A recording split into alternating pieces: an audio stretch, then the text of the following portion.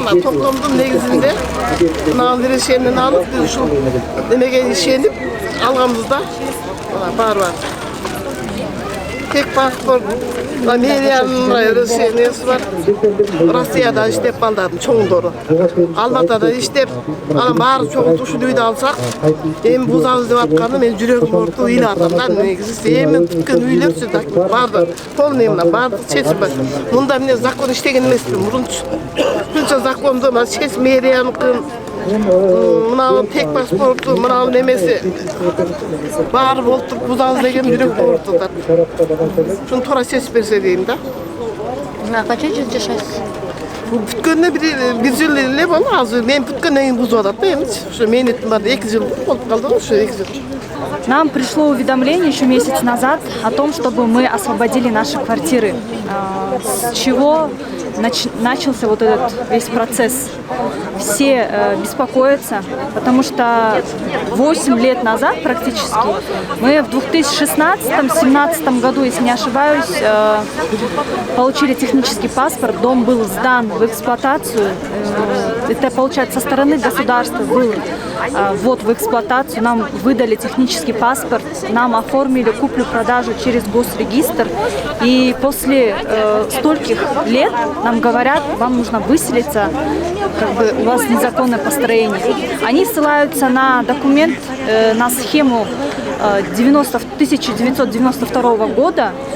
Даже там, если посмотреть, вот нашего дома и класса, там нету. Даже наши соседи, которые здесь в этом районе выросли, они говорят, здесь не было никакого парка. Здесь была пустынная земля и обычные гаражи. Получается, грубо говоря, свалка здесь была. Здесь построили такой дом, здесь живут. Все те, кто купили, это на 70% мигранты и те, кто работает на Дордое и на Ожском базаре. Здесь нету чиновников, как пишут в комментариях, богатых людей, которые были замешаны в коррупции. Здесь обычный народ. Лично мы, мигранты, мы тоже работали в России, в Казахстане, приобрели двухкомнатную квартиру. Здесь идет беззаконие. Наши конституционные права не учитывают. Здесь просто постановлением хотят выселить. Я не знаю, они будут это сносить, не будут. Маловероятно, что будут сносить, потому что в других домах, где выселили людей, не сносят же. А этот дом, я не думаю, что будут сносить. Нас выселят, а дальше что будет, кто знает, никто не знает. Это незаконно. Наши права нарушаются кодексом и Конституции Крымской Республики. У нас все документы есть, у нас все законно. И, не знаю, постановление, не думаю, что постановление стоит выше Конституции Крымской Республики. Алардын юридический отделы бар, юристтери бар. Жоопту бизге берген жок. Жөн отписка кылып койду. Ваше заявление осмотрено, оставилось без рассмотрения. Кандайча без рассмотрения? Сага кайрылып атса, без рассмотрения кылып чыгарып берип коет го. Эми ал болсо биринчи кадамда биз тараптан да. Негизи биз административный судка берердин астында вне судебка деп коет. Ошого мэрияга кайрылып, сен туура эмес кылып атасың десек, ал жооп бербей жөн эле мынтип кагазды берип коет. Азыр ошо кагазды алдык, мисалы печати менен алып туруп, эми административный судка беребиз. Айттык, биздин конституцияда жазылган укуктарыбыз тепселенип атат. Мына сот карап бериңиз, чечим чыгарып бериңиз деп. Бердик, эми соттун кандай чечими болсо, ошондой мен ойлойм, конституцияда, мыйзамда баарында жазылып, соттордо эле адилеттүү чечим чыгарат деген ишенич бар. Сиздин жер ошо буздурула турчу курулуштардын катарында? Бияқта менин гана жерим эмес. Мына могу көчөдөн баштап, тетиги проспект Мирага чейин. Ошону 92-жылга арты көстө жылып атпайбы? Мисалы 92-жылы сен мүмкүн даже төрөлгөн эмессиң. Ал 92-жылга ал деле ким билет 92-жылы ким болгонун? Ошондо берилип кеткен ошо жерлер, 92-жылдан кийин берилген. 2002, 2004, 2007, 2008-те постановленияларын берген. Мурунку бийлик менен мыйзамдалып берилген. Постановлениясы бар. Мэриянын өзүнүкү. Мен мисалы сатуулардын астында тактадым.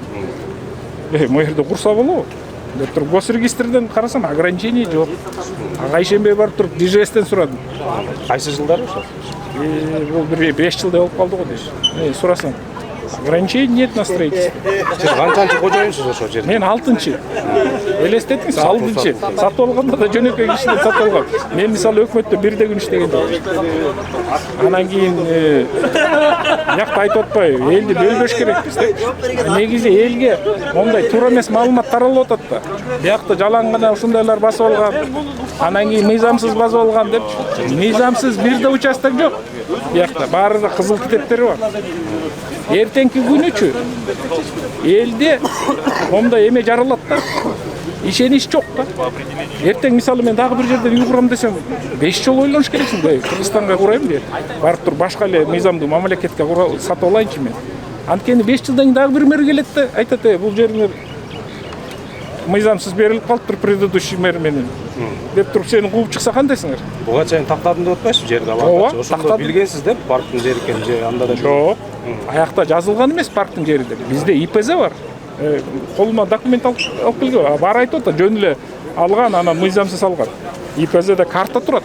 Картада ар бир участок жазылып турат. Мына кантип үй курулат. Мыйзам чегинде. Биринчи жер сатып аласың. Жер сатып алгандан кийин распоряжениянын основаниясында ИПЗ жазайсың. Биринчи. ИПЗнын основаниясында проект жасайсың. Анан проектти согласовывать этесиң. Бишкек глав архитектура. Аны согласовать эткенден кийин разрешение аласың курулушка. Ошондон кийин гана курасың. Ошонун этаптарын баарын өтүп, берип, анан курдук да. Мисалы мен законопослушный гражданин. Эч бир этабын нарушать эткен жок. Канча жылдан бери жашап келатасыз бул жерде? Эми жашаганыбызга деле мына 1 жылда куруп албайсың да. 5 жылдан, 10 жылдан. Арабызда бар 10 жылдан бери куруп аткан үйлөр бар. Эми улам тапкан акчабызды салып атабыз. Салып мына 24-жылы февраль айында алгандар бар. Ошолорду азыркы мэрдин убагында алынган жерлер бар. Жерлер бар. Үйлөр бар. Ошону анда айтпайбы, бул спорный жер.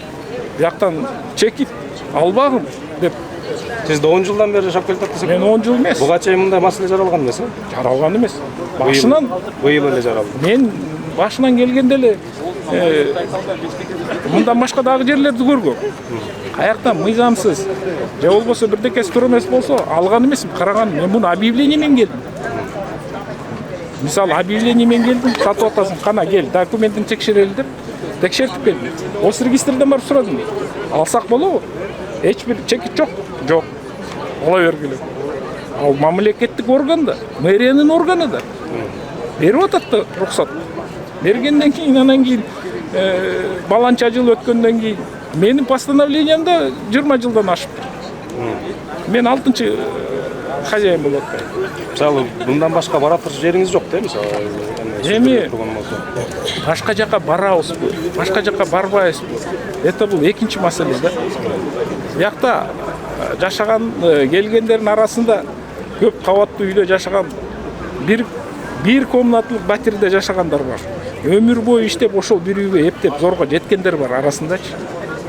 Ошолордун тагдырын ойлобой азыркы бийлик ушундай чечимдерди кабыл алып атпайбы? Аларды каяка жибересиңер? Каяка кетет алар? Мына ошондо мына эле билинип атат да. Же буларды тийбейбиз, же буларды согобуз деген маанинде түшүнүп атабыз. Анан кийин средства массовой информациядан берип атат. Мына 20-сында бүгүн чыгабыз, бузабыз деп. Айткан жок, бүгүн аким чыгып айтып атат. Мына муниципалдык жерге чыкканыңарды алабыз. Да, ал мыйзамдуу. Ошентип элге жеткизип бербейби? Туура маалымат. Анан кийин жөн эле келебиз биз. Демек буга чейин соттун чечими жок, эчтекеси жок. Түшүндүрүү иштери жүрбөйт. Түшүндүрүү иштери жок. Бүгүн эле болуп атат. Келип туруп монда бир кагазды чалып туруп койгондо, кагазында мындай болуп жазылып турат. 1 айдын ичинде дейт. Силер үйүңөрдү добровольно тапшырып кетип калгыла дейт. Анткени даже укугу жок. Бизди үйдөн чык дегенге мэриянын укугу жок. Бул эч жерде жазылуу эмес. Ал только бизге кайрылып атат. Өзүңөр эле берип кеткиле. Мисалы сиз менин ордумда болсоңуз эмне дейт элеңиз? Мен кантип кошулуп кетем? Мен бүт мыйзам чегинде мен бул үй. Мен эмнеге өзүм менчик акчама сатып алган нерсени бошотуп бериш керек? Сиз айтып атпайсызбы, административдик сотко кайрылабыз депчи? Анан бул азыр Сейил Бакты шаарга кайтаруу бул бийликтин баягы чечими болуп атпайбы, максаты? Анан канчалык административдик сот сиздердин пайдаңызга чечет деген үмүттөсүз? Эгерде мыйзамдын земельный кодекске, конституцияга таянса, адашпайт. Аякта ким эле Ишенбай Кадырбеков айтпадыбы? Жердин хозяйыны аябай жакшы укуктары жазылган. Алганга укугу жок. Муниципалдык органдардыкы, башка мамлекеттик орган алганга жок деп жазылып турат. Билбейм, эгерде сот адилеттүү болсо, башка чечим болушу мүмкүн эмес. Бирок ошол нерсеге канчалык ишенет атасыз? Эми канчалык ишенген бул экинчи маселе. Менин оюмча сотто деле мындай билимдүү инсандар иштейт, туурабы? Анан эртеңки күндө эле бар.